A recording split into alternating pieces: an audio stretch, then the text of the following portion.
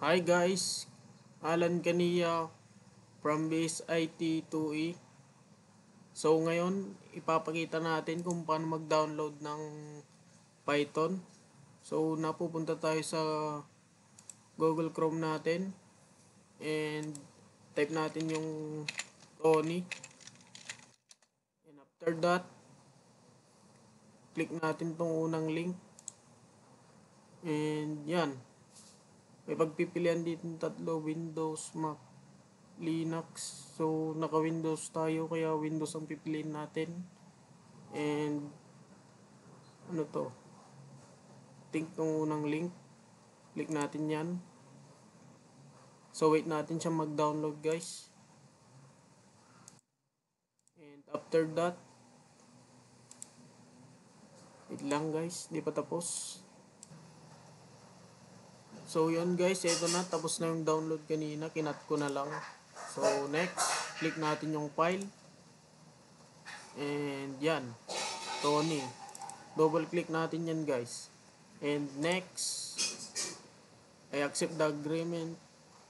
Ano nyo yan guys, check nyo yan. And next ulit, create desktop icon. Check ko yan guys para makita ko mamaya. Next. Next. So wait lang natin guys. Si-set up muna.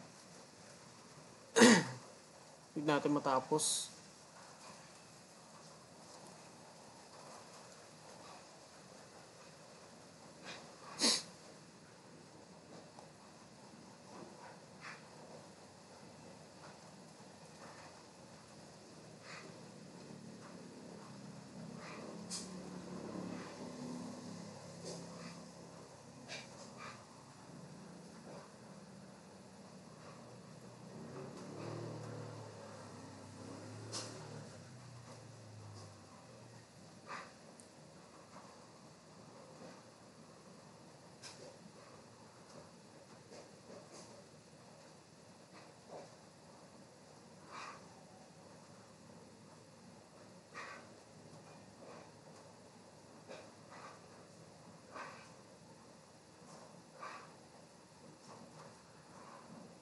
So click natin yung finish.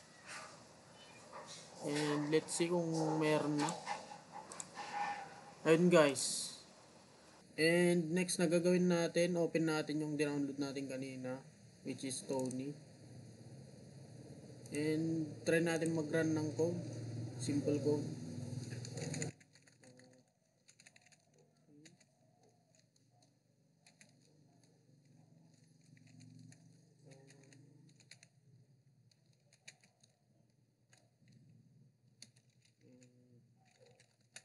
Ang pangalan natin guys.